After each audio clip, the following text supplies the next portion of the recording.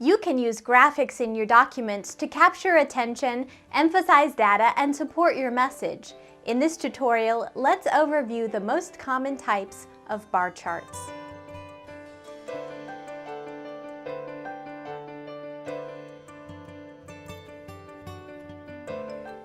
Bar charts are often used for displaying changes over time, but they can actually do much more.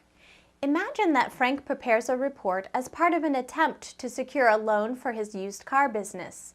Let's consider his options for illustrating data with bar charts.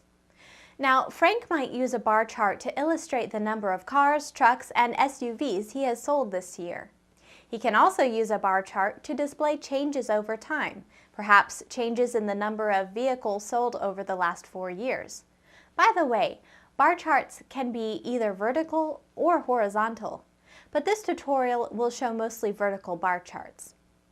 But what if he wants to combine both differences over time and differences among the types of vehicles, cars, trucks, and SUVs? He can do so with a grouped bar chart. He might assign a different color for each category so that the categories are more easily identified from one year to the next. Notice that this chart does not emphasize the total number of vehicles sold per year.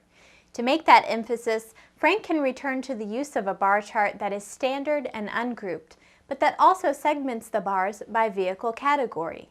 This chart displays the same information as the grouped bar chart. It may be more difficult to compare the same vehicle category over time, but this chart is useful if Frank wishes to emphasize the total number of vehicles sold. Now suppose that Frank wants to reveal the percentages rather than the numbers of cars, trucks, and SUVs sold over time. He can do so with a segmented 100% bar chart. Each of the bars in this chart reaches the same vertical height of 100%, since the purpose is to display proportions. Although the number of cars that Frank sold in 2010 is actually lower than the number he sold in 2007, this chart reveals that the preference for cars over trucks and SUVs has actually increased.